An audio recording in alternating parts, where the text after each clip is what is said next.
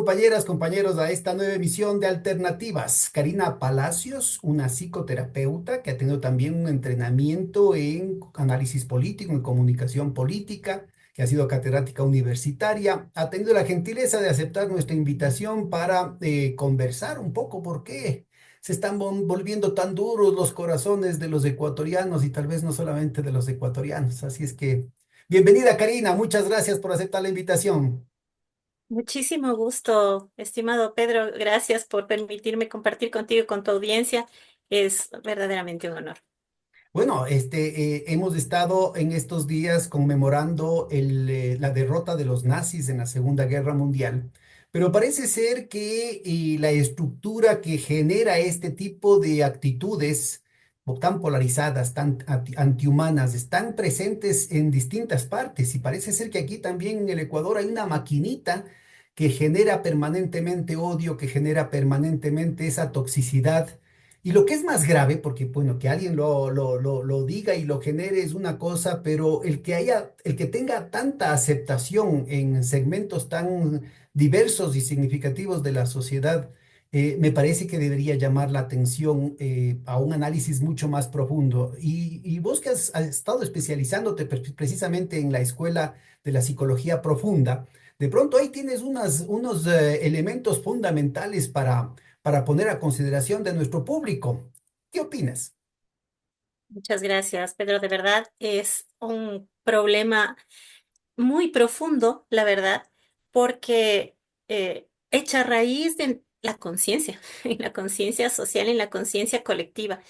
Y esto implica necesariamente un movimiento de toda la historia, puesto que se convierte en prácticamente un sentido común.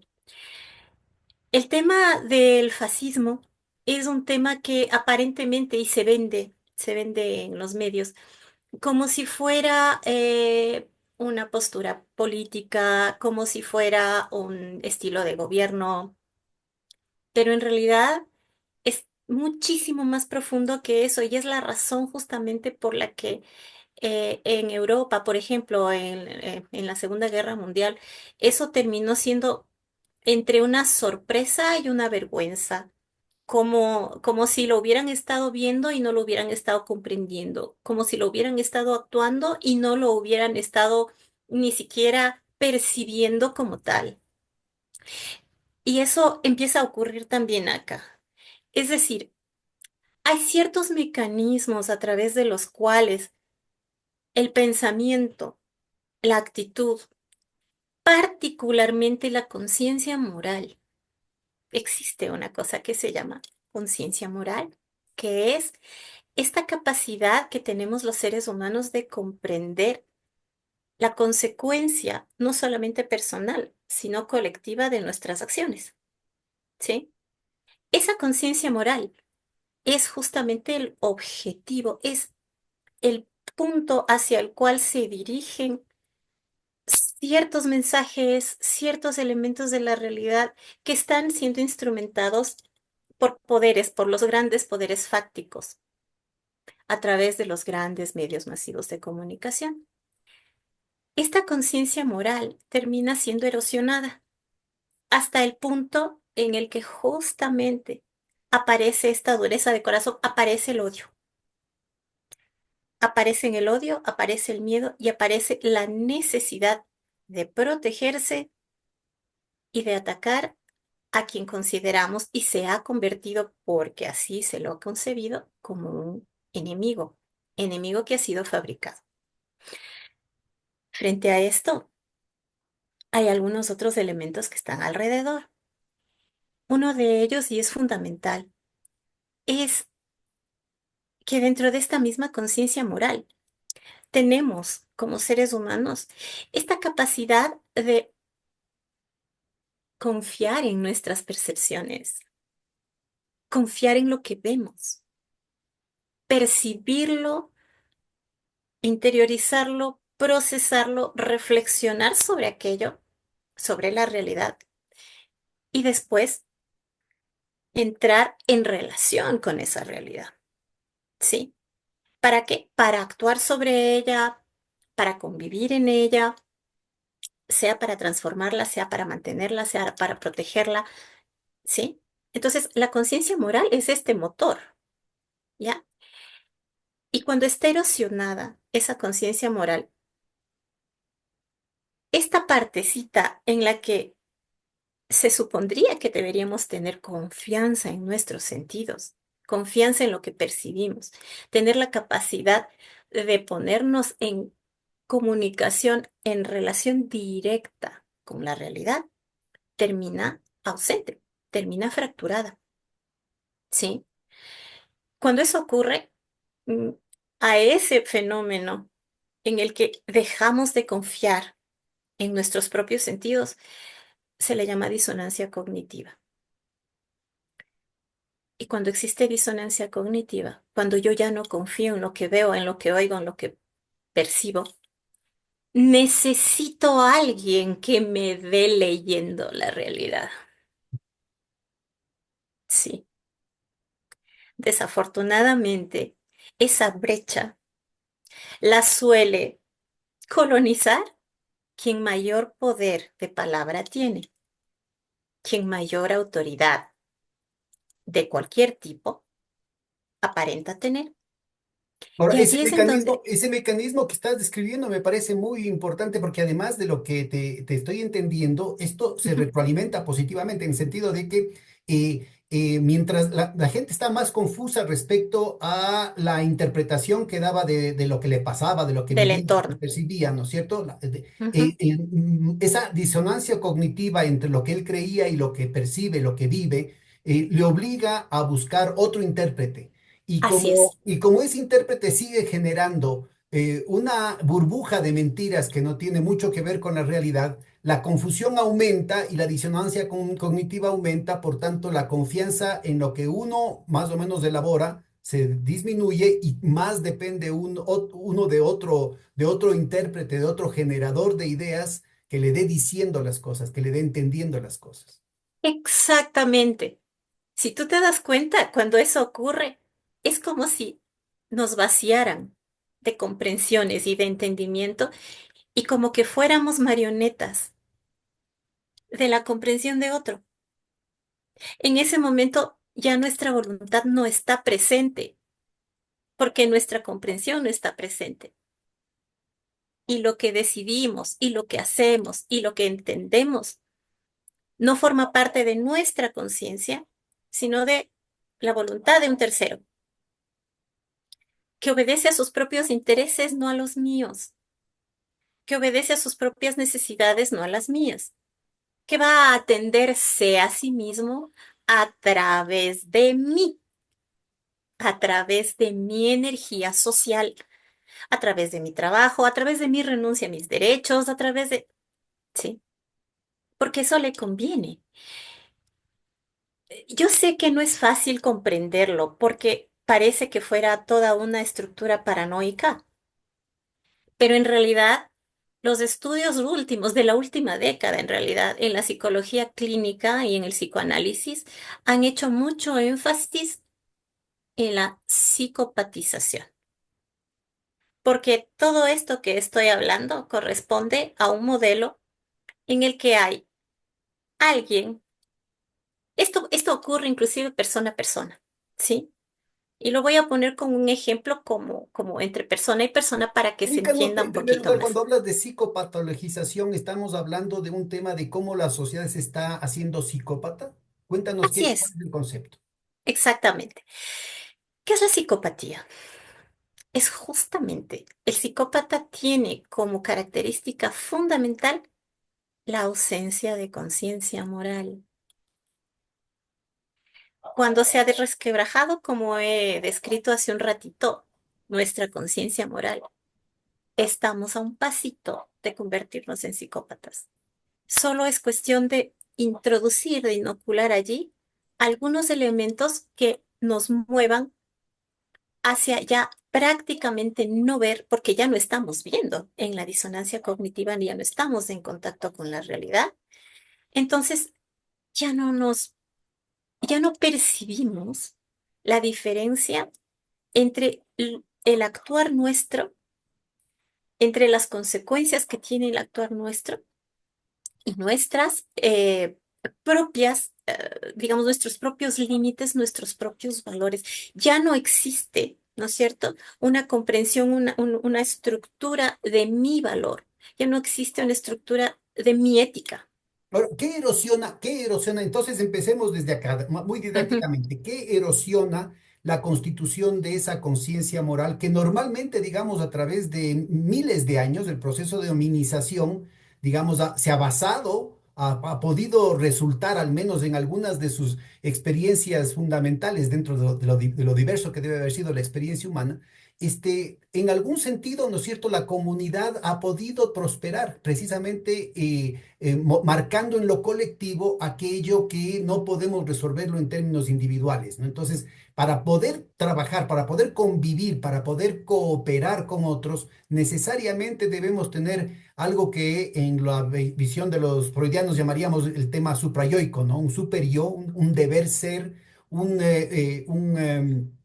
quiero no volver a repetir la palabra de la conciencia moral, un sentido común, una coordinación, una convergencia de creencias y de valores que nos permita marchar todos para el mismo lado, porque de lo contrario, esto de aquí sería la ley del lejano oeste, pues, ¿no? de hecho, tú has dado en el clavo. El instinto gregario. El instinto gregario es el que termina absolutamente destrozado. Porque dentro de la conciencia moral está la identificación, está el reconocimiento del otro con todo lo que implica el otro, ¿no es cierto? Sin necesariamente un juicio al otro, sino un juicio a la relación que tengo con el otro. Allí está el instinto gregario. Eso es lo que nos permite vincularnos con los demás, lo que nos permite aglutinarnos como sociedad, lo que nos permite hacer todo lo que tú acabas de comentar, ¿sí?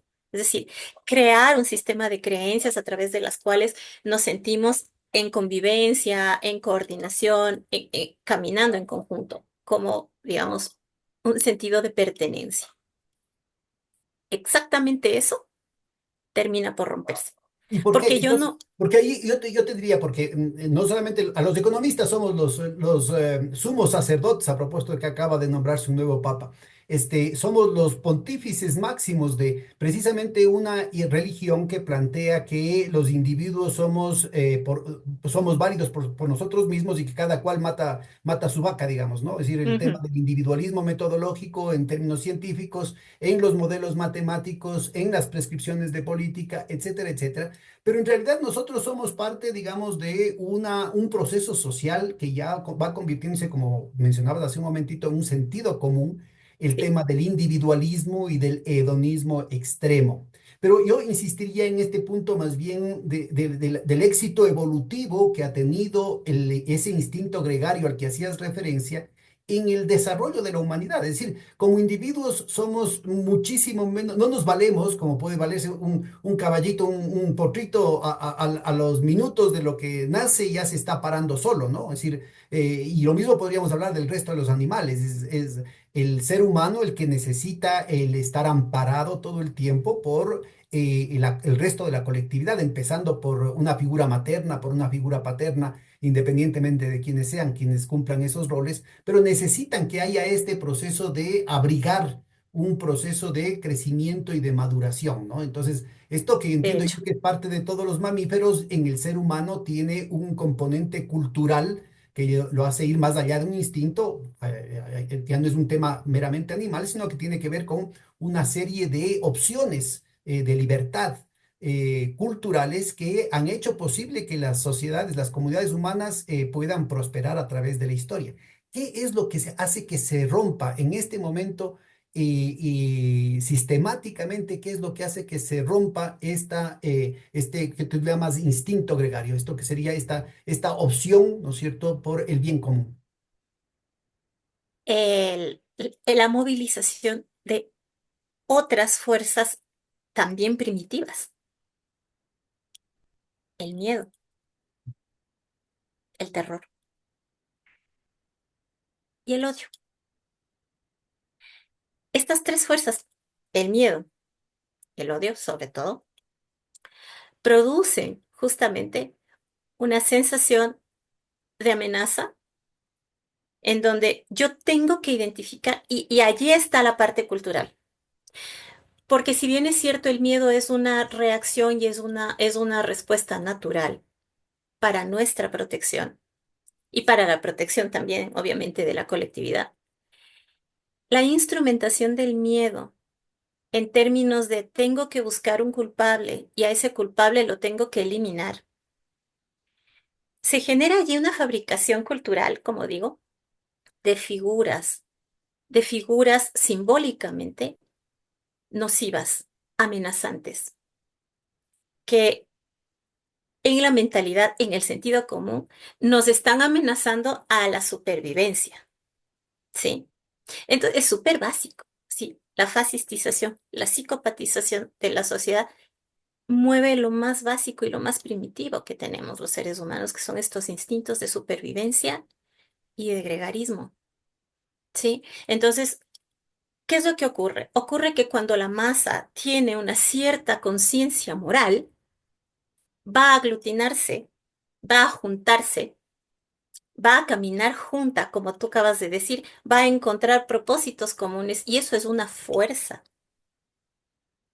En este momento histórico de la humanidad, esa fuerza estuvo emergiendo, si tú lo recuerdas, entre el 2018, 2019, 2021, a través de todos los movimientos contra el neoliberalismo en un montón de países del mundo. En el caso ecuatoriano fue el octubre del 2019, pero también ese mismo octubre fue un octubre colombiano, fue un octubre chileno, fue en casi toda Chileno, América Latina, ¿no? Haití. O sea, Haití, claro. aquí esto estaba en efervescencia. ¿Por qué? Porque hay toda una serie de elementos históricos que empiezan a movilizar la conciencia moral.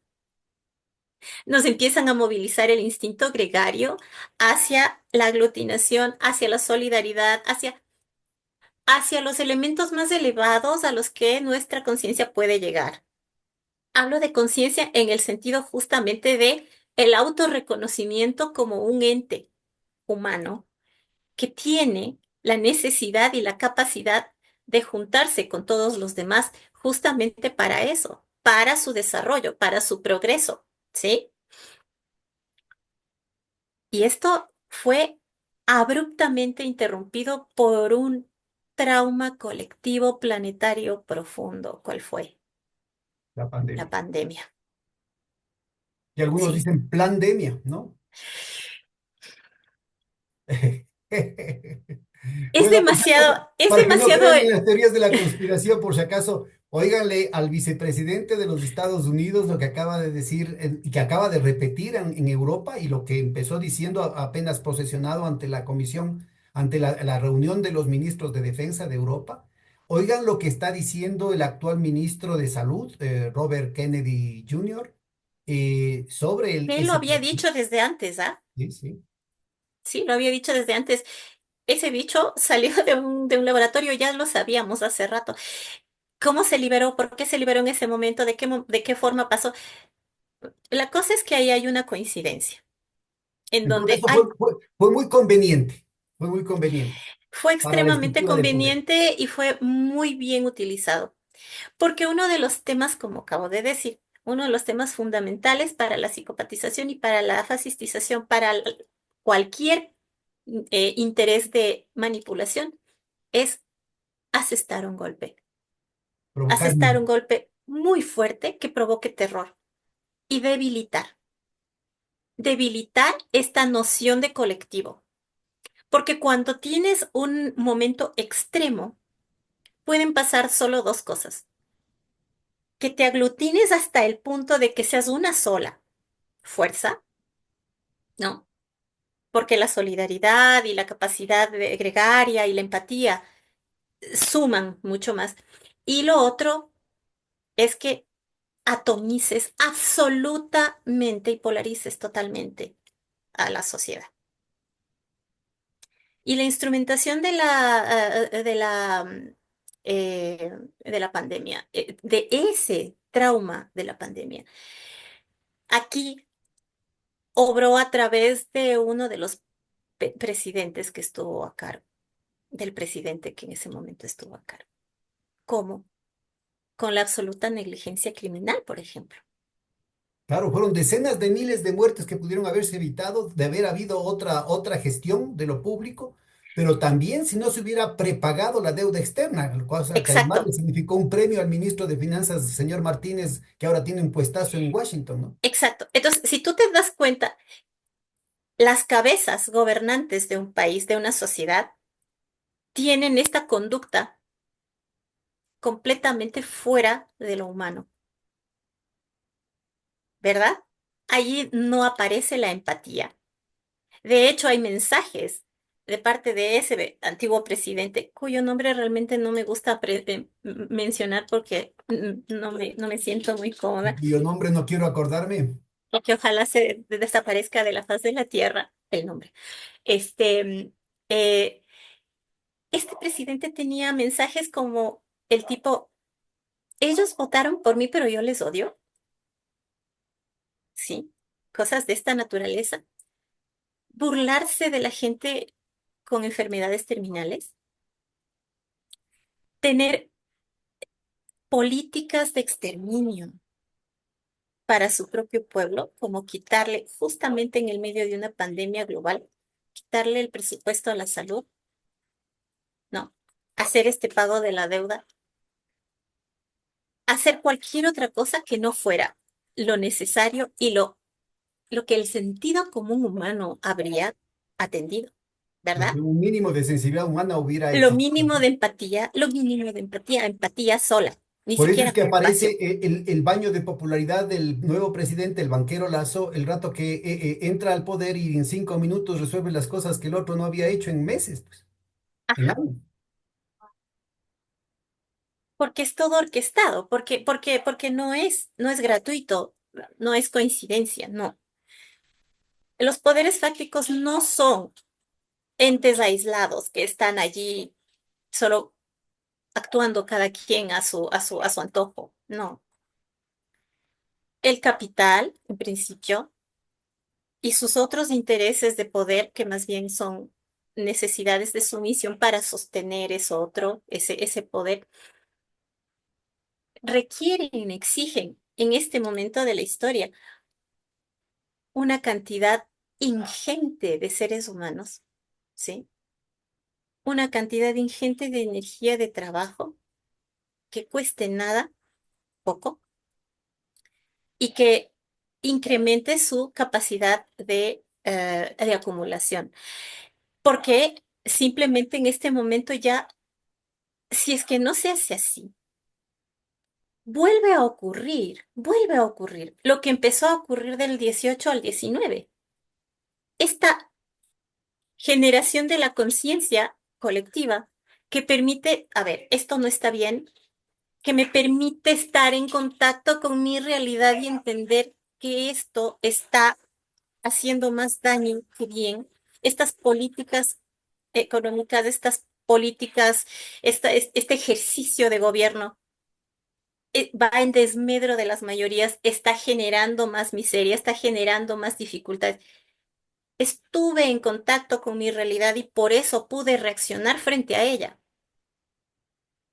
Estuve en contacto con la realidad y por eso pude darme cuenta y evaluar que esto no era conveniente para mí y empecé a juntarme con quienes sentíamos igual, con quienes estábamos sufriendo la misma situación. Llegó un momento traumático y nos dispersamos y empezamos a ocuparnos únicamente de qué, de la supervivencia inmediata. Me lavo las manos, me lavo no sé qué, no me contacto, no tengo el contacto físico. La mejor manera de psicopatizar a una sociedad es quitarle el contacto físico. Tú sabes del experimento que hubo, ¿no es cierto? Es un experimento fascista. Cuéntanos, cuéntanos. En los años, a finales de los años 30, no recuerdo el médico, pero este fue un experimento justamente de la Alemania nazi, en la que en los orfanatos empezaron a notar que había algunos niños, la mayoría, que no lograban asimilar el alimento, que no lograban eh, tener los estándares de peso, de talla, etcétera. Pero había algunos pocos que sí. E identificaron que los niños con malnutrición no estaban malnutridos porque les faltara alimento o material, sino porque les faltaba contacto físico. El experimento que se llevó a cabo, ahora sí experimento, fue, ok, a esta población de bebés los dejamos sin contacto físico y solo los alimentamos, y a estos otros los mimamos, los cuidamos, les decimos cosas bonitas, los acunamos, etcétera. El grupo del experimento, sin contacto físico, la mayoría de los niños murieron. La mayoría murieron porque genéticamente estamos programados para recibir afecto, para ser acunados. Mientras que los otros niños prosperaron, simple y llanamente, prosperaron de manera natural. Cuando tú sacas eso como experimento y lo incluyes como experimento social, como si hubiera sido un experimento social en el momento de la pandemia, introduces esto de no te toques, no te abraces, no estés cerca, aléjate, ¿sí? Muy probablemente pudo haber sido necesario hasta cierto punto, Pero hubo pero una la mayor, instrumentalización, ¿no? Hubo un claro, más allá de las necesidades técnicas, digamos, exacto, hubo un plus de malicia en garantizar el tema del sálvese quien pueda. eso fue enfatizado mucho. Quédate lejos, distancia social, distancia social, distancia social. ¿Qué distancia social? La distancia social es otra cosa, pero distancia social, ¿sí? Y en ese distanciarnos, se fue rompiendo, se fue resquebrajando nuestra, nuestra empatía. Se fue resquebrajando la posibilidad de estar juntos. Era una amenaza. Estar juntos era una amenaza. Era un peligro de muerte. Instrumenta eso simbólicamente y ese trauma se perpetúa como símbolo y después lo instrumentas como miedo al otro. Si ya veníamos desde un poco antes siendo víctimas de otra campañita que estaba ahí, hablamos del Ecuador, estaba allí una campañita soterrada, soterrada, soterrada, que fue generando cada vez más y más polarización en nuestro país, correspondiente a la típica, ¿no es cierto? A la vieja confiable, como le dicen por acá, de el correísta y el anticorreísta, lo voy a nombrar, porque es única y exclusivamente discursivo, es narrativo. No existe el correísta, no existe, no existe. Es una invención, es una invención simbólica, instrumentada para inocular ¿qué? Esto, la necesidad de separarnos. Eso ya estaba soterrado, estaba por allí subterráneamente en la mentalidad de una gran cantidad de personas. Y cuando aparece la pandemia, esto se exacerba. Pero ahí yo quisiera, me parece que está muy claro el tema de la pandemia, pero como bien dices, pongámosle un poquito más de énfasis a la peculiaridad del Ecuador, porque este fue un Ajá, fenómeno mundial y esto ubiquémonos es un global, poquito en el sí. Ecuador, en el que ya tuviste este tratamiento previo, esta guerra psicológica previa, por el que nos bombardeaban con el tema del anticorreísmo. Pero ahí nuevamente me surge un gran interrogante que Ujú. y tú deberías tener instrumentos para ubicarnos, ¿no? Es decir, ¿cómo fue posible que luego de un gobierno que no tuvo situaciones traumáticas y otros gobiernos de cambio, ¿no es cierto?, significaron perturbaciones sociales, perturbaciones económicas, en algunos casos hasta provocaron guerras civiles, como los programas que hemos tenido sobre el financiamiento de la droga para financiar la contrarrevolución en Nicaragua. Ha habido desabastecimientos, asimismo ficticios, creados adrede para desmoralizar a la población. En el caso de Chile. Chile, ¿no es cierto? Ahí está Ujú. el papel de la CIA todo el tiempo. Mecanismos de provocar ataques de falsa bandera, como fue precisamente a propósito de los nazis, ¿no es cierto? El incendio del Reichstag, el Mm, parlamento alemán a poco del ascenso de Hitler al poder, lo cual le dio la legitimación, entre comillas, para anular los partidos de izquierda y llamar a nuevas elecciones con las cuales él se completó como dictador. Es decir, han habido una serie de mecanismos que en otras partes han dado resultados, pero que en el gobierno de Correa no hubo, pues. Y yo extendería el proceso de cambio al gobierno de Palacio y de Correa, ¿no? Es decir, hubieron unos 2 añitos previos para que se ubique que no era un problema de una persona, sino que era todo un proceso es un social, proceso. Ujú. que se había un acumulado de fuerzas que había empezado a tener ya evidencia, había podido expresarse en medidas importantes en la cuestión petrolera, en la cuestión del TLC, en la cuestión de los movimientos sociales, Así que es. estaba en ebullición, ¿no es cierto? Entonces, tú encuentras que hubo un proceso enraizado en la población que no Ujú. tuvo un proceso, ningún acontecimiento traumático, como se ha dado en otras partes, ¿no es cierto? Como para que haya ese tipo de dislocaciones. No hubo hambruna, no hubo carestía, no hubo hiperinflación, no hubo guerra civil, no hubo atentados, no hubo, no sé, pues, presos políticos y encarcelaciones masivas. No hubo una cuestión que se pueda decir específicamente esto. Y de la noche a la mañana aparece un discurso a partir de la traición de Moreno, del que no quieres hablar, a partir de una traición además, porque me parece que es muy importante eso, es decir, Pero no, no, no, no, no, el no. viraje No, yo te quiero de una corregir en retórica. eso. No, no, sí, hay el viraje de una retórica lo Ajá. cual hace más difícil el asunto.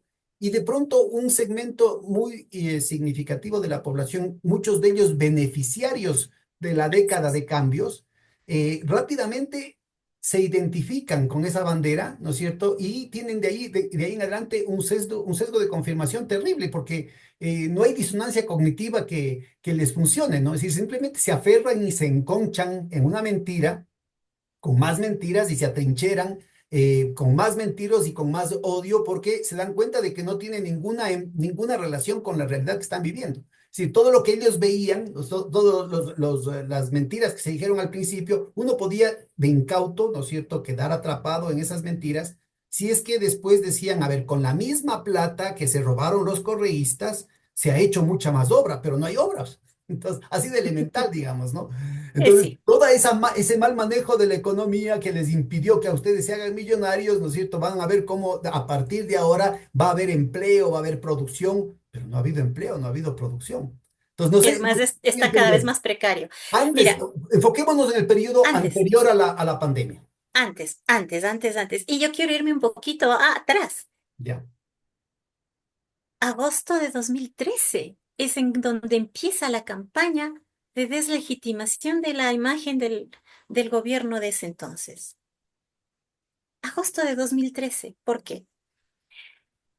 Porque había una propuesta, había un planteamiento según el cual el petróleo iba a quedar bajo tierra y no quedó bajo tierra. Ese momentito, esa cosita tan sencilla que parece que, y bueno, no se pudo. No, no, no, no. Eso fue el momento de inflexión discursiva, narrativa, la excusa de los medios de comunicación para empezar el viraje narrativo y empezar a extraer poco a poco de esa comunicación sistemática que hacía aquel gobierno los sábados, ¿no es cierto? Extraer lo que ya no era, ¿sí? Ya dejaron de ponerle énfasis a la información y empezaron el viraje hacia la propaganda de difamación Inclusive para aquellos sectores que no eran particularmente ecologistas. para todos. porque en ese viraje plegó la izquierda, toda, toda la izquierda plegó a esa discursiva de la corrupción, la corrupción, la corrupción, la corrupción. Toda la izquierda plegó a eso de yo no quiero mancharme en ese purismo, ¿no? Yo no quiero mancharme con gente que está tachada de corrupción sin darle un mínimo de criterio, de análisis, de profundización a la propia palabra corrupción, ¿de dónde viene? ¿De qué estructura narrativa viene? ¿De qué propuestas de política pública viene? ¿De hacia dónde está dirigido eso? ¿De para qué se ha instrumentalizado el término? Porque ni siquiera un hecho, sino el término corrupción. Entonces, así como, ¿no es cierto? Se instrumentaliza un evento traumático como la pandemia para exacerbar lo más básico de nuestros instintos. Así esta otra partecita que ya venía, y esto viene desde los 90, ¿sí? El tema de la pobreza, el tema de la atención a no sé qué, y el tema de la corrupción como la bandera para lavarse todas las culpas a todos. Y entonces yo pliego ante, es que son corruptos, ahora ya tengo una excusa.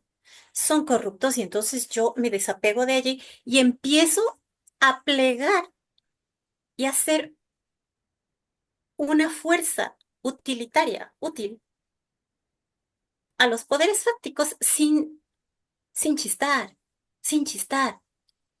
En A ver, lugar, este proceso, por qué no lo cuentas desde la perspectiva, digamos, desde la lógica interna de la persona que está siendo objeto de esta transformación o de ok, este cambio de mente? mira, aquí todo tiene que ver con el tema de la conciencia moral, todo tiene que ver con el tema de mis valores, todo tiene que ver con el tema de cómo yo me conecto y me junto con las personas y sobre qué base. En esa época, cuando se empieza a dar la vuelta al viraje, ¿no es cierto?, hacia la propaganda en lugar de darle foco a la información que se daba en los sábados, empieza a, a haber, por otro lado, este abandono, ¿sí? Este abandono de muchas, demasiadas figuras que se pueden llamar líderes de opinión del lado progresista y del lado de la izquierda, ¿no? Cuya ética se presume férrea, se presume pura, cuyas convicciones políticas ellos mismos las mantienen inflexibles. El anquilosamiento, con perdón de los compañeros, el anquilosamiento del pensamiento de la doctrina de izquierda, voy a decir, porque no es pensamiento cuando no se mueve, de la doctrina de izquierda, ese anquilosamiento fue la trampa mortal para que esa propaganda que se empezó a instrumentar calara allí. Porque la inflexibilidad de la doctrina impidió contextualizar, impidió que se observara desde todos los diferentes ángulos y enfoques qué es lo que estaba pasando en ese discurso mediático. Y se le dio y se le atribuyó mayor valor al discurso mediático. ¿Por qué? Porque estos líderes de opinión le dan mucho valor, demasiado valor a la doctrina, a la palabra, y no llegan. Ellos son de alguna manera los primeras víctimas de esta disonancia cognitiva que ya estaba de alguna manera instalada allí, porque no han sido capaces de abandonar de alguna manera estas doctrinas, ¿m? Para asentarse en una realidad que ya no responde a ella necesariamente. En ese movimiento, o ese inmovimiento, esa inmovilidad, allí, ¿no? en esa rigidez se empezó a asentar el valor que se le dio a esa narrativa, a esta forma de presentar la realidad por parte de los medios de comunicación. Es decir, Entonces, la derecha hizo el pase y los otros actuaron como palo, ¿no es cierto?, para meter el gol. tal cual. Y yo amo y respeto profundamente a los compañeros, y ellos lo saben, pero eso no está para que una no logre ver porque, por alguna razón, todavía me queda un poquito de, de contacto con esta realidad. Ahora, mira, pero alguien podría decir, pero estos sectores de la izquierda tienen un referente muy circunscrito, es decir, ha habido el proverbial 5% que después ha quedado en un 2, 3% No, no, no, en no, términos pero vamos a electorales. ver. Aquí había un sentido, es que este es el tema. El sentido común que se fue creando a través de aquel gobierno, ¿no es cierto? El sentido común que se fue creando fue muy poderoso, Creó porque una masa hacia la izquierda, dices tú. creó una masa hacia, por lo menos, sí, hacia el reconocimiento de los derechos, hacia el reconocimiento de mi ser como un ciudadano merecedor de dignidad. Esa era la conciencia que teníamos en ese momento y exigíamos eso, ¿sí? ¿Por qué? Ahí sí tengo que decir y tengo que reconocerlo y tengo que sentir esa fuerza de cuánto caló todo el trabajo durante 40 y 50 años que los compañeros del lado de la izquierda habían estado haciendo subterráneamente a lo largo de décadas, en donde se estuvieron sembrando estas cosas. ¿Qué pasó? Ellos fueron los primeros en decepcionarse cuando ese gobierno no atendió algo. Que realmente lo atendió todo. Todas las reivindicaciones de las plataformas de izquierda fueron atendidas en el primer año. Todas, todas. Que me digan que no, todas. Mejores salarios, mejores derechos, se atendió a la mujer, se atendió todo, ¿sí? No, no estoy haciendo una apología del correísmo. ¿M? No, esto es una simple evidencia. Evidencia que se iba poco a poco discutiendo en estos círculos. Y en algún momento había que decirlo, y se lo dijo, a ver, este no es un gobierno comunista, no es un gobierno comunista, no es un gobierno socialista, no lo es. Puede ser socialismo del siglo XXI que no sabemos con qué se come, pero un gobierno socialista en regla, así como la doctrina lo establecía, no era. Y no tenía que serlo porque no era eso lo que la gente estaba pidiendo. Claro, entonces verás, de un lado lo que tenemos es importantes sectores, ¿no es cierto?, que habían sido referentes de esos 40, 50 años de lucha, que podría incluso proyectarse hacia mucho más atrás, y que en su momento, en su gran mayoría, en tantos referentes, estaban midiendo el proceso no en torno a cuál es el punto de partida y hacia dónde se cambiaba, sino cuál es mi ideal de lo que Exacto, debería ser y yo lo recorto en qué medida no se cumple con ese ideal. Ya. Pero exacto. del otro lado, pongámonos en el plano de lo que fue la dirección, la conducción de ese movimiento correísta desde el ejercicio del poder, pero también en términos de la gestión de lo público, que en algún momento en términos electorales llegó a tener el 82,7% de la Sí, votación. Acordémonos de la sí, aprobación de la Constitución de Montecristi, además en el así fue. marco de un proceso de movilización y de Sí, así fue. discusión ciudadana sin precedentes, la gente con todos los ánimos, con todo el derecho, como vos planteas, ¿no? Esto, apropiarse del proceso y sentirse con el derecho para opinar temas constitucionales, temas sobre la situación de la naturaleza, la cuestión ambiental, pero también temas sobre el summa causa, temas filosóficos, cómo es lo que tiene que ser la vida, la Fíjate esto, comunidad, fíjate una cosa tan formidable. todo este imaginario, ¿ves? Ya, Todo pero este luego, imaginario. a lo que me refiero es cómo esto se va deteriorando. ¿Qué pudo haber hecho? Pongámonos Ahí está en el tema. lo que pudo haber hecho esa conducción para evitar, ¿no es cierto?, este Invocar, desmoronamiento tan rápido de la dirección, lo que Gramsci llamaría la dirección moral de la sociedad. invocar la traición. Invocar la traición. 2013 se invocaba la traición desde el lado de la izquierda, sí. Ujú. Y eso fue desmoronando. Eso digo, pero ¿qué pudo haber hecho la conducción para poder evitar? O sea, ya está, lo estábamos poniendo en términos de qué han hecho la derecha, qué ha hecho la izquierda, y Ajá, ajá. qué ha podido hacer el correísmo para evitar caer en esa trampa, pues, porque ha sido una trayectoria que se ha ido agudizando, que se ha ido profundizando sobre la base de su propio surco, digamos. Al caminar se ha ido profundizando ese camino.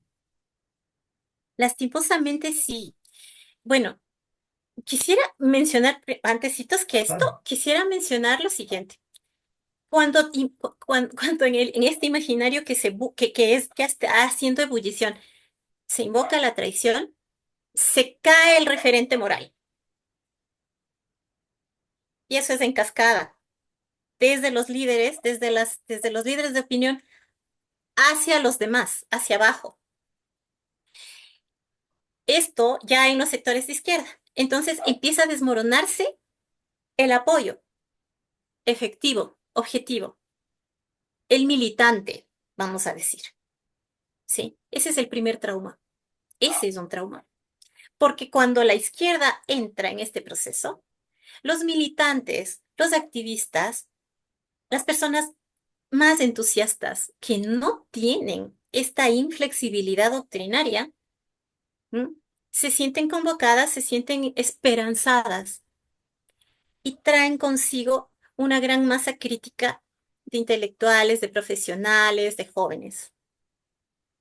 Se empieza a desmoronar acá y estas personas que todavía no tienen una formación política sólida, ¿m?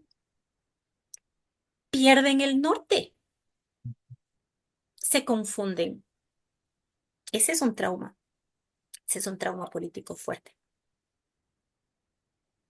Cuando se te cae un referente político, es como si se te muriera la mamá. Eso le pasó a una gran masa de personas aquí, ¿sí? Y ahí también en algunos sectores, y ahí también haciendo referencia no a tu Jung, sino tal vez a Freud, ¿no? El tema del enamoramiento. En la psicología de masas, él hace referencia a que hay una Sí, la seducción, relación claro. de seducción, ¿no? De fascinación similar Sí, al la fascinación. enamoramiento. Y claro, ahí algunos se quedaron desenamorados, pues, y entonces ahí vienen con Y los... otros, y ahí viene, ahí está la polarización. Los que se desenamoraron, se desencantaron, bueno, por lo menos mantuvieron un perfil bajo, pero los que se decepcionaron, odiaron. Y eso sí se nota, ¿no? Se nota muy claramente en algunos sectores de la izquierda. Es Exacto, un tema tan visceral, tan... así es. ¿Por qué? Porque ha puesto en evidencia cosas que yo nunca hubiera podido hacer y ya están hechas. Yo no lo voy a alcanzar a hacer, no lo hice yo, pero ya estuvo hecho. Hay un economista de extrema derecha, von Mises, de los austríacos libertarios, imagínate. Escribe un opúsculo en los años, justo en la Segunda Guerra Mundial, que se llama La mentalidad anticapitalista, que me parece que es muy apropiado. Él lo hace referencia victimizando al capitalismo, pero me parece que es particularmente interesante para entender parte de lo que pasa con los procesos progresistas, ¿no? Dice, cuando tú tienes una situación social rígida, una estructura social rígida, vertical, que castiga a la gente de abajo, entonces simplemente tú conoces tu situación en la vida y la culpa es del sistema, es taita Dios, así es la vida y hay que resignarse. Pero cuando empieza a haber movilidad social, cuando empieza a haber, por ejemplo, lo que se logró ver en los 10 años del correísmo, redistribución del ingreso, el mínimo, ¿no es cierto? El umbral mínimo para la gente empezó a alcanzar niveles de dignidad para muchísima gente. Sí, sí, así fue. Los Ujú. temas simbólicos también, todo esto que se planteó. definía abría las puertas, ¿no? De expectativas en torno a la movilidad social, tanto real como simbólica, tan grandes, que si vos no alcanzabas lo que aspirabas, necesitaba o echarte la culpa tú mismo o necesitabas echar la culpa a alguien más.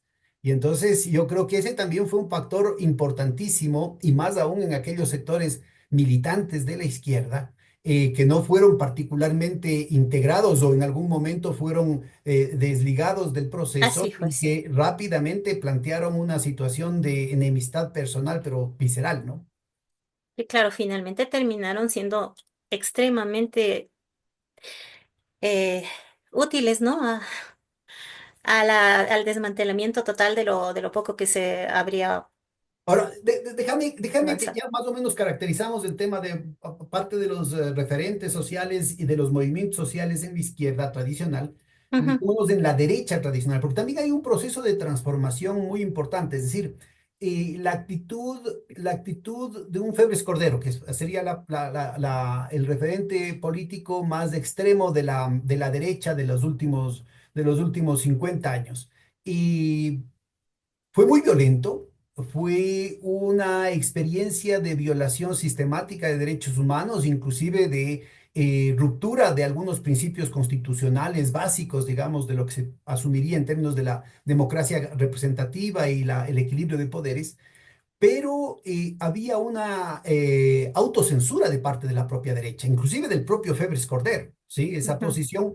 Esa posición de hombre duro, él tenía ciertos límites, digamos, de lo que es potable, ¿no? Lo que en algún momento alguien mencionaba, la ventana de Overton, ¿no? O sea, el hecho de hasta dónde podía seguir estirando ese sentido como un humanista, ¿no es cierto? Poniéndose en el marco de un referente del hombre duro que ponía las cosas en orden e impedía que el país caiga en el caos. Y ahí en ese caso, digamos, aparecía la guerrilla como el demonio al que había que combatir. De nuevo, no tuvimos en este periodo otro demonio que el que se creó ficticiamente. La imagen que la creaba Febres Cordero respecto al Faro Vive y a otros grupos Ujú, en armas, ¿no es cierto? Era una cuestión totalmente construida, pero se marcaba dentro de ciertos parámetros. Bueno, y gentes que están dentro de su espectro, como Durán Ballén o inclusive Nebot, ¿no es cierto? Siempre están dentro de ese marco, ¿no? Y de pronto tienes un traslado, pero hacia la extrema derecha, con posiciones que no se habían visto. Es decir, el propio Daniel Noboa está adoptando actitudes que Alvarito jamás hubiera asumido, ¿no? Es decir, no lo sabemos.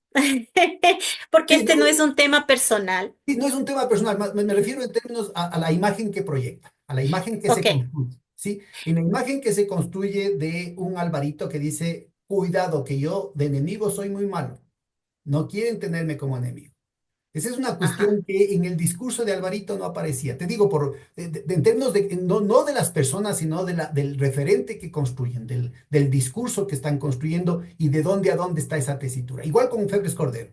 Yo no estoy refiriéndome al alma de Febres Cordero, Ajá, sino ajá. a cómo se manejaba, el cuidado con el que se manejaba ese referente de la derecha y de la extrema derecha. Pero lo que hemos tenido, ¿no es cierto?, con Moreno, con Lazo y ahora con Novoa, van jalando las cosas cada vez más hacia la extrema derecha, empezando por el propio Moreno con esta cuestión de esta insensibilidad humana, es decir, cualquier otro, yo estoy seguro que Febres Cordero, y ahí sí, inclusive por una convicción personal, jamás hubiese permitido, ¿no es cierto?, el que la supuesta incompetencia permita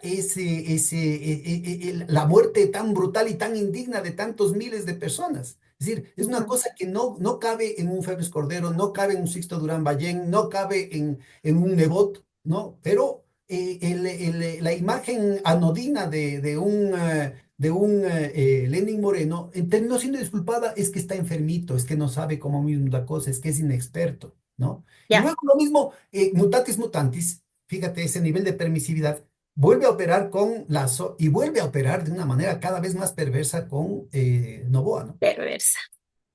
Ahí está la perversión. Porque la perversión es un rasgo psicopático. Cuéntanos. Febres Cordero habrá podido ser el tirano que habrá querido ser, pero estaba marcado por fuertes condicionamientos morales propios, propios de su clase, quiero decir, Claro. ¿sí? En este momento, lo que tenemos como una ola planetaria, en realidad, en Occidente específicamente, es que casi no hay un gobernante en Occidente que no muestre rasgos psicópatas. El Y desenfreno, entre ¿no? esos, La perversión en tanto desenfreno, el que no tener límites, no tener no los tener límites. límites, pero no en el término de la violencia evidente, explícita, sino en términos de la corrección y la compostura, lo políticamente correcto en el verbo, mientras yo extermino a todos los demás que están detrás y debajo. Y no tengo reparo. Y si tengo que hacer cualquier cosa para que eso se cumpla, lo hago. Aquí no es un tema ni siquiera ya de gestión, porque eso ya no es lo que prima. Porque lo que prima verdaderamente es el perfil psicopático. El perfil psicopático tiene estas características, ¿sí?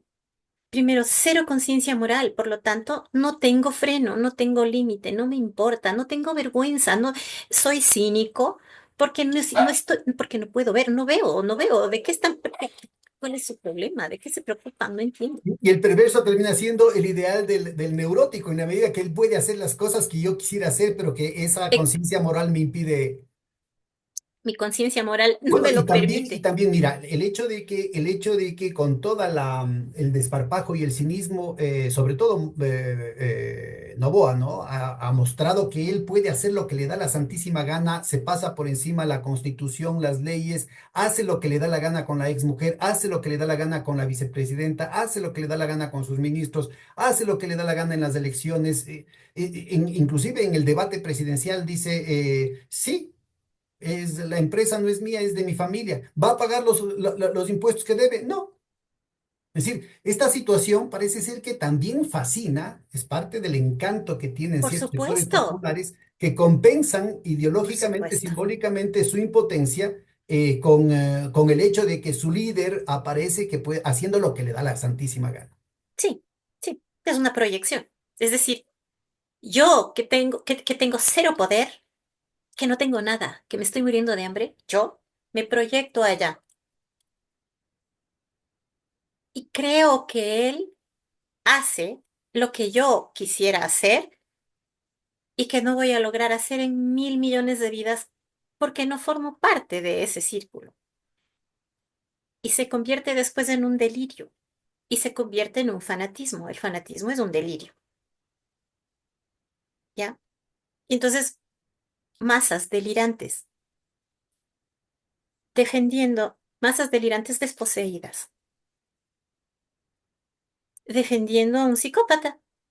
Eso es lo que está ocurriendo en este momento. Y no es solo aquí, ¿no? Es un Milei también. No, está Milei, pero Y Trump, ¿no? también está Trump. O sea, aquí aquí cunde, está Y un Bukele. Netanyahu todavía más sangriento, ¿no? Bueno, en el caso de Netanyahu, por lo menos ya hay levantamientos populares que están enfrentando la situación en las calles, eventualmente cuando es posible. Pero sí, hay toda una ola. Por ese, por ese tema, por ese fenómeno, es que justamente, y esto ya desde hace 10 años, es que está siendo objeto de investigación por parte de la psicología clínica, porque es un fenómeno muy curioso el hecho de que en todo el mundo empiecen a emerger este tipo de, entre comillas, liderazgos, que no son liderazgos Bueno, hay realmente. quienes plantean que es el debilitamiento de la figura de la metáfora paterna, es decir, debilitamiento del deber ser, ¿no? El que empieza a tener esta situación y entonces echan la culpa a los modernos métodos de crianza, muy permisivos con los chicos y una cuestión así. Pero me parece que esas son justificaciones psicologistas que no toman en cuenta variables tan El importantes como... macro, Exacto, y sobre todo el interés de clase, es decir, esto es un proyecto de clase, no es una situación que sucede así por es.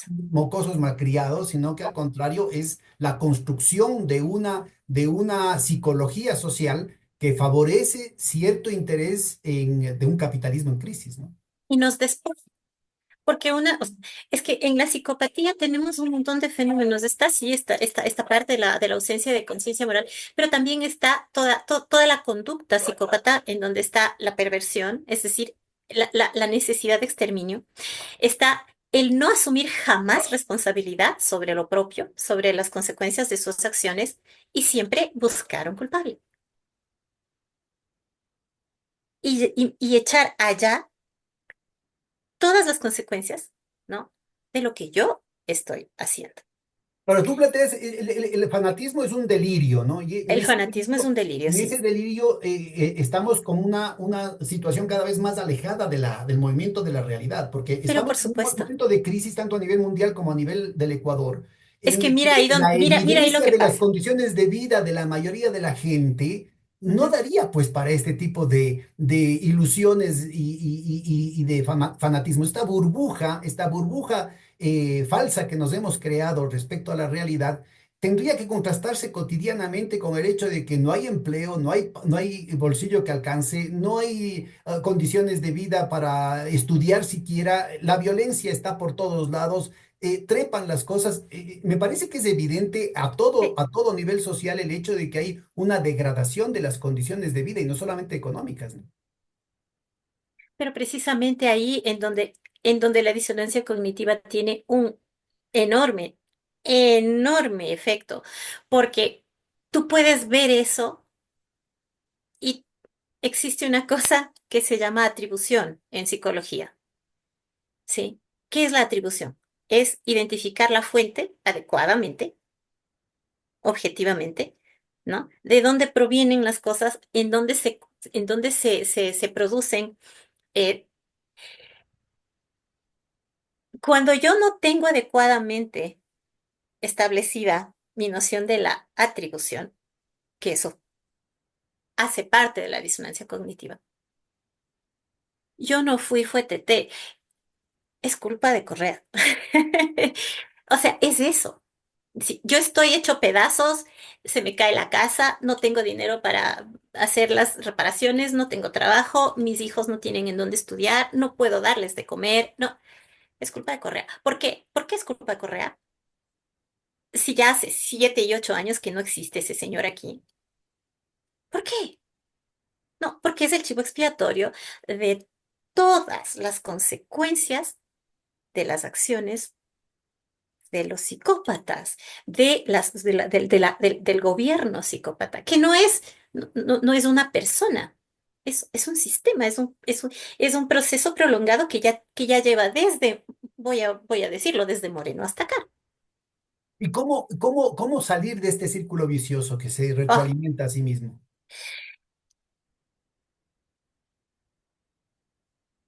la batalla fundamental es la batalla simbólica.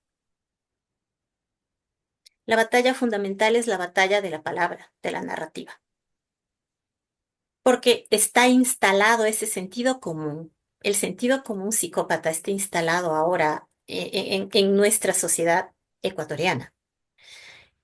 Se está convirtiendo en una forma de cultura, es decir, un hábito que lo vamos reproduciendo por generaciones. Sí. Entonces, eso es necesario trabajarlo, eso es necesario romperlo. En principio, es necesario romper la narrativa psicopática y psicopatizante. ¿Por dónde empezar? Desmantelar el discurso según el cual deberíamos de estar sintiendo odio y sintiendo odio de X y sintiendo miedo de que vuelva X, ¿sí? Porque entre otras cosas es ese elemento el que pivota nuestra incapacidad de comunicarnos, nuestra dificultad de cohesionarnos, esta polarización tan fuerte en la que de manera ya empieza a convertirse en algo violento, violento, porque una cosa es el debate y otra cosa es el conflicto y otra cosa es la discusión cuando hay una motivación y otra muy distinta es la violencia. La violencia es un acto inmotivado de ejercicio de poder sobre otro para someter la voluntad o para someter o para acallar la palabra de otro, ¿ya? Es inmotivado. Si es inmotivado, entonces tú estás pasando por la calle tan tranquilamente y alguien empieza a gritar, ah, pero es que esto es culpa de no sé qué. Empieza a ocurrir esto. Empieza a convertirse en una forma cultural. Empieza a convertirse en algo completamente inmotivado. Ya no es en la discusión, ya no es en la conversación, ya no es en mi postura de por quién voto, ya no es en la postura de No hay Es que argumento que yo pienso valga, ¿no? esto". Es No, simplemente, es no, el desate. es simplemente no, ahora ya es un reflejo condicionado.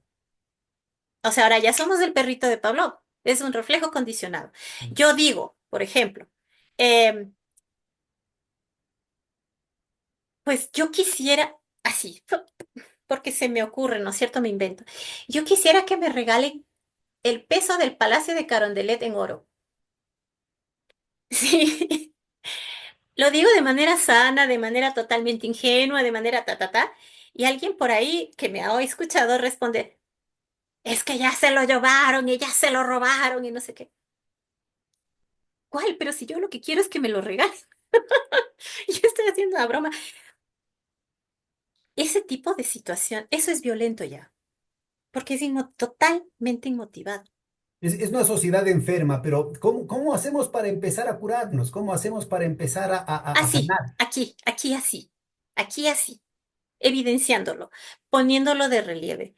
Cuando estamos en una conversación, sí, en una conversación cotidiana, con papá, con mamá, con el primo, con el amigo, con no sé qué, que está imbuido de odio, porque además este es el tema, ¿no es cierto? Las personas hemos aprendido a callarnos, porque es verdad que frente a un fanático lo mejor es el silencio. Eso es verdad, pero no en una sociedad psicopatizada. Cuando hay una sociedad psicopatizada, lo primero que hay que hacer es trabajar el, inicialmente y señalar señalar el odio como el elemento que está movilizando eso y no como confrontación, sino desde lo heurístico, desde la pregunta. Es decir, ¿te sirve odiar tanto? ¿En qué te aporta? ¿En qué nos aporta esto? ¿A dónde vamos a llegar con esto? ¿Qué quieres lograr con esto? ¿Para qué lo estamos haciendo? ¿En qué contribuye eso a que nuestra situación mejore? ¿Contribuye el hecho de que sigamos odiando así? Cuando tú planteas estas cosas de esa manera, la gente puede enojarse más todavía, ¿sí? Pero ya no importa porque ya sembraste, primero, que tu postura, tu conducta, tu temple, ¿sí? No, no cae en la trampa del odio. Tú estás fuera del odio. Y desde fuera del odio, estás invitando a la otra persona a que salga de ahí también. Esto en el cotidiano. En el cotidiano. ¿Te, te alimenta eso que sientes ahora o te enferma realmente eso? Porque te puede enfermar, te puede llegar a crear situaciones somáticas, el odio. Hipertensión, caída del cabello, acné. O sea, hay un montón de efectos somáticos del odio, ¿sí? Empezar a hacer un diálogo heurístico a través del cual tal cual en las intervenciones que se hacen con personas adictas, por ejemplo. A ver, cuéntanos, Exactamente cuéntanos el eso. mismo mecanismo. ¿Cómo sería el mecanismo de sacar de esta adicción al odio que han imbuido en buena parte de la población ecuatoriana? Empezar por una pregunta, a veces inclusive preguntas retóricas, devolviéndole lo que acaba de decir la otra persona. Es decir, ah, entonces, ¿lo que te está pasando a ti es producto de esto? ¿Y dónde dejas esto otro? ¿Y esto otro? ¿Y esto? Es que eso también. ¿Y en qué momento pasó eso? ¿Pasó hace 10 años, hace 7, hace 3 o ayer? ¿Cuándo pasó eso? Volverlos a ubicar en la realidad a través de evidencia empírica, a través de la pregunta. Mira, te cuento una anécdota. Esto es antes de Ajá, la pandemia, ¿no? Estaba dando clases en ajá. la central y habían hecho el lanzamiento de un libro supuestamente de análisis económico en contra de Correa y ahí estaban, obviamente, como mencionas, gente de supuestamente de izquierda ahí y gente de la derecha estaban ahí haciendo un verdadero aquelarre en el lanzamiento. Y era increíble la cantidad de mentiras que hacían. Entonces, a mis estudiantes yo les pedí que graben y que se repartan con minutos así, ¿no? Las afirmaciones que se decían ahí y que ellos las reproduzcan con cifras del propio gobierno, ¿no? Esto de aquí es en el 2018. Y recuerdo un muchacho de extracción, se le veía muy humilde, teníamos clases a las 7 de la mañana y el chico estaba en camiseta, tiritando, pero camiseta parecía de marca, yo como no sé de las marcas, pero una camiseta muy pintona, pero estaba tiritando. Y presentaba el PowerPoint y decía, como vemos en la gráfica, el Ecuador nunca ha estado tan endeudado. En ese entonces era de moda, estaba el escándalo de que Correa había tenido el mayor endeudamiento del mundo y sus alrededores. Y el gráfico no mostraba eso. Y le decía, pero a ver, compañero, por favor, regrese a ver al gráfico y muéstrenos dónde está lo que usted está diciendo. Y entonces se quedaba pensando y decía, no, no, es que tengo una lámina más atrás, más atrás. Entonces se ponía a monear su presentación y claro, no encontraba en ningún lado, pero repetía. Y como vemos en el gráfico, el Ecuador nunca ha estado tan endeudado como ahora, ¿no? Es decir, una situación en la que, a propósito de lo que vos dices, con evidencia empírica tratar de mostrar las cosas, bueno, mira, Sí, no es creo que que haya, no creo que tenga, no lo vas a mostrar tú. exacto, Tiene no, que reconocerla la persona. Pero, pero te y es un digo, ejercicio muy difícil de solo hacer. te completo el tema, porque el chico era un ejercicio calificado, ¿no? Era un ejercicio calificado y lo estaba haciendo delante de todo su curso. Y no podía ver. O sea, en el gráfico, él se da cuenta de que el gráfico no podía mostrar, porque no había cómo mostrar que al final del gobierno de Correa el Ecuador estaba más endeudado que nunca. No había forma de mostrar eso. Y peor ahora, ¿no es cierto? Pero Ah, no. lo mismo podrías decir ahorita, por ejemplo, con las cifras de asesinatos por 100.000 habitantes. Es decir, Correa recibe con 18, entrega con 5 y ahora estamos en 56 o más. Es decir, la gente tiene la información, pero por todo lado, en las obras, ¿no? El tema de Pero cómo es se... culpa de él. Exacto, no, yo recuerdo, inclusive está grabado en una entrevista que hacemos a un compañero de izquierda, a raíz de lo que habían, todavía no aparecían los niños que después aparecieron descuartizados y calcinados, los 4 chicos de las Malvinas, ¿no? Ujú, Y él terminó diciendo, la culpa es de Correa, ¿no? ujú. Sí, nos ubicamos ante una situación, ciertos niveles de irracionalidad que no No, sé no, qué sí. tan procedente sea el mostrar la evidencia empírica, porque la evidencia empírica no hay a dónde irse. Es No. decir, sea Es en que temas no económicos, se sea la en muestras temas... tú. A ver, ¿cómo No se se la llama? muestras tú. Cuéntanos. No. Tú no se la muestras. Tú no muestras nada. Tú preguntas. Tú no muestras nada, tú preguntas. Tú preguntas y preguntas y preguntas y preguntas y preguntas. Tú no afirmas nada, porque tú no tienes la verdad y la otra persona cree tenerla. Y dejas que su verdad poco a poco se vaya disolviendo en lo que es. ¿Cómo hacemos que esto se convierta en un ejercicio masivo? Que la gente regrese a ver su verdad, ¿no es cierto? Y se dé cuenta en qué piso está pisando, pues es decir, su situación económica, si su situación ha mejorado, si la situación de sus hijos está en mejores perspectivas de lo que fue la situación de él, si la situación de sus hermanos mayores hace 15, 20 años está o no está en mejores posibilidades de tener un éxito en la vida o una realización en la vida, de seguridad, en seguridad económica, seguridad policial inclusive, inclusive las condiciones de convivencia, ¿no? Es decir, yo no recuerdo estos niveles de odio tan exacerbados en ningún otro momento, ni en la época de Febres Cordero. Yo recuerdo que haya habido un nivel de polarización social tan grande, atravesando las familias, atravesando los barrios, ¿no? Un nivel de violencia, de odio tan cotidiano. Yo creo que ha habido tres momentos aquí de un fenómeno similar, no tan exacerbado y no tan instrumentado, tan claramente instrumentado ni tan masivo, pero sí los ha habido, por ejemplo, en 1910-12. Claro, exacto.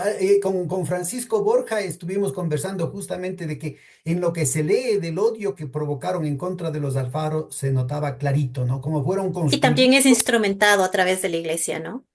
y la prensa, ¿no? Como Y la fueron prensa. construyendo un odio, pero así absolutamente visceral, que terminó justamente con la tragedia, con la ignominia del asesinato y luego la quema de los Alfaro, ¿no? Ujú. Tenemos también en la época de Velasco Ibarra. Así, eso no recuerdo yo. Ujú. Yo he estudiado lo de Velasco, no me acuerdo que haya sido tan... Hay una muy fuerte polarización, muy fuerte polarización ahí. Bueno, se nota mucho más tal vez en el caso peronista, ¿no? Es decir, la Ah, sí. bronca entre peronistas y gorilas en décadas anteriores, no me refiero al kirchnerismo, sino a épocas anteriores, también era absolutamente irracional, ¿no? La Ujú. actitud de un Borges, de una Victoria Ocampo, de sectores de lo que era el Partido Socialista de ese entonces, lo que era el Partido Comunista de ese entonces, el odio, pero así visceral en contra de Perón, que algunos se autocriticaron y reflexionaron sobre el tema, pero ya demasiado tarde, ¿no? Efectivamente, bueno, y en esta época, a nivel masivo, es un poco complejo, pero a nivel masivo es necesario y es fundamental establecer primero procesos de reconciliación entre los sectores organizados. Esto es fundamental, hacer esa autocrítica, pero hacerla precisamente desde el reconocimiento de esta situación, este resquebrajamiento social, también es responsabilidad mía asumir la responsabilidad, porque en este momento, si hay algo, si hay algo psicópata completamente, ¿no? Es no asumir responsabilidad en las consecuencias de lo que estoy haciendo, de mis decisiones y de mis palabras. La izquierda, por sobre todo, tiene esta enormísima responsabilidad histórica. Hacer acopio de su fuerza organizativa, asumir responsabilidad sobre sus actos recientes, de la historia reciente de estos últimos 15 años, porque ya son 17, ¿sí? O sea, ya estamos a punto de pasar a otra generación.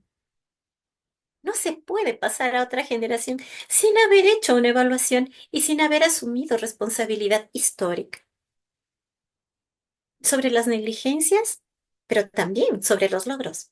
Porque digo, todo lo sembrado durante 40 y 50 años produjo ese gobierno, produjo esa coyuntura, produjo desde 1999, desde 2000, desde el 2001 y 2002, un despertar y sincerarse, ¿no?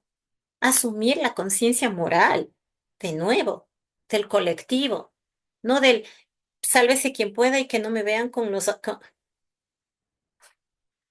sí, porque los líderes son los que ponen la pauta.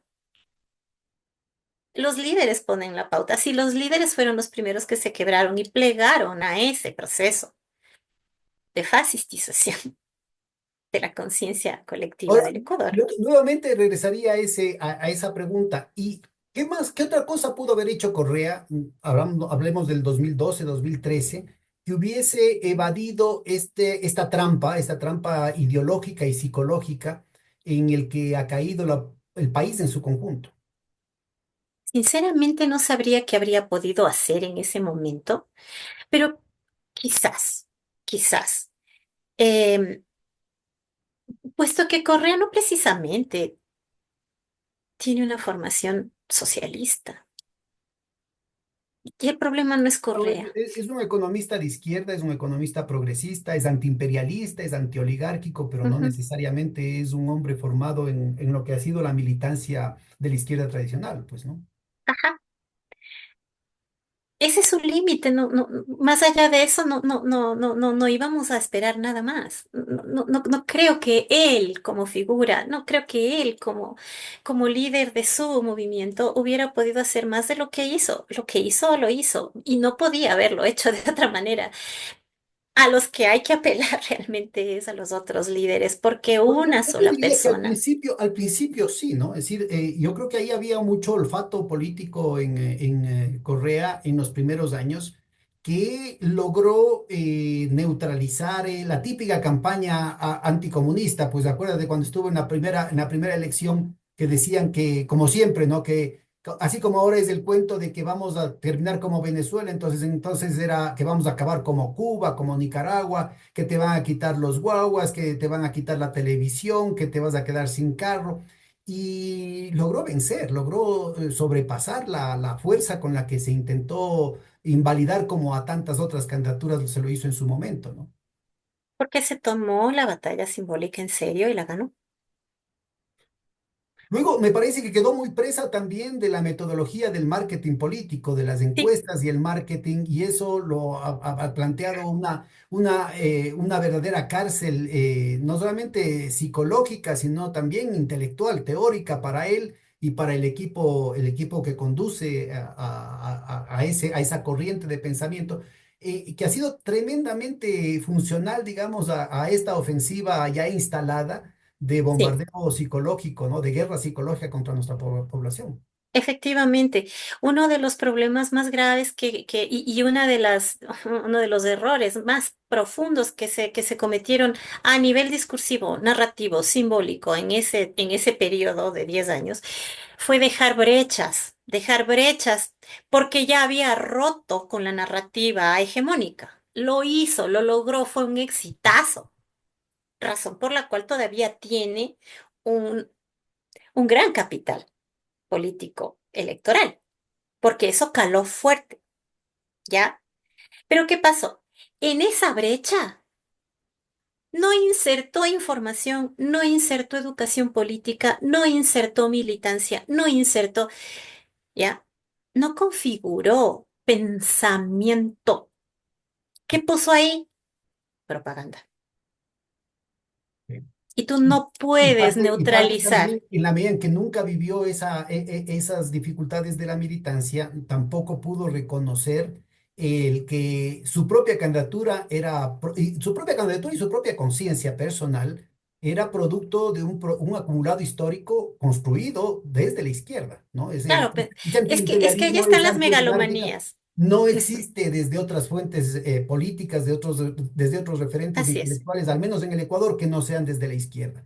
Y me así es. parece que sí le falló a Correa el haber reconocido, ¿no es cierto?, el papel que tuvo en su momento el movimiento indígena, el movimiento sindical, los viejos partidos de la izquierda, con todas sus taras, con todas sus limitaciones, así como las tiene el correísmo, ¿no es cierto? Pero en términos de construir, de marchar hacia adelante, liberándonos de estos lastres, en la necesidad de superarnos a nosotros mismos frente a la eficacia con la que han podido destruir un sueño, ¿no? Yo creo que es fundamental el poder poner el dedo en la llaga y encontrar estos elementos que tú nos estás planteando una serie de tareas formidables. Y yo creo, Karina, que nos has dado una serie de luces importantísimas para esto. Yo no sé si es que en estos últimos minutos nos puedes ir redondeando la idea de cómo es lo que se podría hacer, porque mira, yo podría algunas preguntas que no sé si tengas tiempo para hacerlo ahora o lo hacemos en alguna otra ocasión y te comprometo de antemano, pero me parece que regresando al tema de de los dirigentes, ¿no? De las personalidades. Ujú. Y en muchos casos fueron muchísimo más tolerantes y muchísimo más permisivos en otro tipo de alianzas. Acordémonos, gente que se alió a Bucaram, gente que se alió a Fran Vargas Pasos, gente que se alió a la izquierda democrática, gente que se alió a la democracia cristiana, sea en gobiernos nacionales, sea en gobiernos locales, ¿no es cierto? O inclusive en las alianzas que tenían en sus respectivos sitios de trabajo, las universidades, los sindicatos, fueron muchísimo más permisivos con pecados mucho más graves y aquí fueron tan intransigentes y tan intolerantes. ¿Cómo entenderías tú esta situación como para ir viendo de aquí en adelante cómo evitamos caer nuevamente en esos errores? Bueno, desde mi muy escueta perspectiva, quizás un poquito, más bien gracias por la pregunta, es muy grande, ¿no? Para mí, pero me venía solamente la imagen de no hay peor cuña que la del propio palo. Es decir, yo no le puedo perdonar a alguien que se presenta como mi par un error.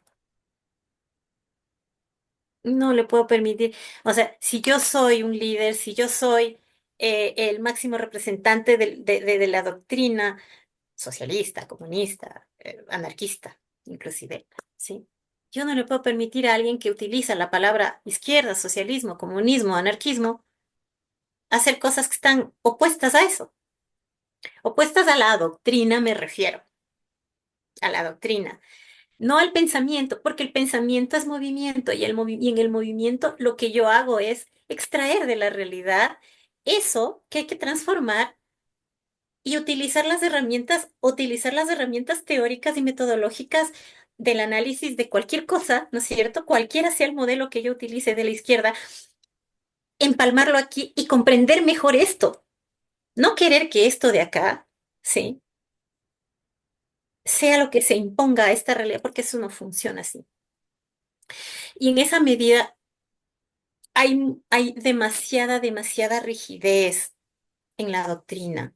Y voy a hablar de doctrina porque no es pensamiento. El pensamiento es movimiento, el pensamiento es creación, el pensamiento es adaptación, el pensamiento es flexibilidad, el pensamiento es duda, el pensamiento es cuestionamiento, es crítica, el pensamiento es, esta es este momento, este es mi estado, este momento, hasta aquí es a donde he llegado, este es mi punto de partida de nuevo. Desde aquí a esto lo vuelvo a cuestionar. Esto no es la verdad. Este es el momento al que yo he llegado. Este es el conocimiento al que yo he logrado alcanzar, pero no es el final y no es la verdad. Es lo que yo he alcanzado a comprender hasta aquí por mi nivel de conciencia, por mi nivel de experiencia, por mi nivel de capacidad, por mi nivel de conocimiento, por mi nivel de estudios, por lo que sea. Y a partir de aquí, a esto lo vuelvo a cuestionar. Si no lo hago así, se anquilosa, ¿sí? Se esclerotiza, se vuelve rígido y nos mata a todos, ¿sí? Entonces, ¿cómo evitar esto? Necesitamos una transformación, un recambio de líderes que tengan noción de lo que es pensamiento y que el pensamiento no es la verdad última, es simplemente un proceso No de son muebles acumulación. rígidos, ¿no? Sino al contrario, son puntos de partida para Son puntos de poder desplegar partida. acción, ¿no? Y tiene que ser un tema Exacto. fluido, ¿no? Sí, y claro, el que se dedica al pensamiento se dedicará al pensamiento. Si hay alguno que del pensamiento se dedica a la acción es fantástico, pero no suele ocurrir muy frecuentemente. Hay pocos líderes que lo han hecho. Eh, en la Unión Soviética hubo varios, ¿no es cierto? Aquí en el Ecuador ha habido algunos. Eh, y pues en China me parece que hay un montón. Y de lo que se trata justamente es de entender que Si mi rol es el pensamiento, entonces que sea el pensamiento. Y si mi rol es el activismo, entonces que sea el activismo, pero debemos caminar juntos y debemos aprender y debemos entender que todo lo que ha pasado a lo largo de estos últimos 20 años, 25 años, desde el momento de la dolarización, vamos a empezar ahí, vamos a empezar ahí. Todo ha sido un proceso de transformación, ¿no? En donde las transformaciones sociales, tecnológicas, políticas, culturales, ¿m? Han estado dominadas por una hegemonía desde los medios de comunicación que se ha ido dispersando, que se ha ido convirtiendo en el sentido común. Y a partir de ahí, entender esto, como decía Gramsci, ¿no es cierto? Tomarnos por asalto las casamatas del poder, pero del Estado, pero a través de qué? A través del conocimiento, a través de lo simbólico, porque en este momento lo estructural, económico, es difícil, muy difícil de abordarlo si no se lo comprende. Y solo se lo puede comprender con pensamiento. Entonces, en este momento tenemos que sentarnos a pensar. Y sentarnos a pensar no quiere decir no actuar, pero quiere decir empezar a crear una nueva forma de comprender el Ecuador, una nueva forma de comprender el mundo, una nueva forma de comprender cómo el Ecuador está inserto en el mundo, porque no estamos solitos. Y mucho de las trampas de la narrativa psicopática están determinadas por hacernos pensar que aquí nos gobernamos solos, que aquí nos defendemos solos, que no dependemos de ningún movimiento externo planetario, cuando en realidad aquí estamos determinados y absolutamente sometidos a las decisiones de otros. Mucho más todavía si nuestra moneda es el dólar. No, no estoy abogando por la desdolarización. Yo no necesito hacer eso. China lo está haciendo, Rusia lo está haciendo, India lo está haciendo, Brasil lo está haciendo. Yo no tengo nada que hacer ahí. Mi palabra no va a producir una realidad. La realidad ya existe. Se llama BRICS. Y eso está ocurriendo ya.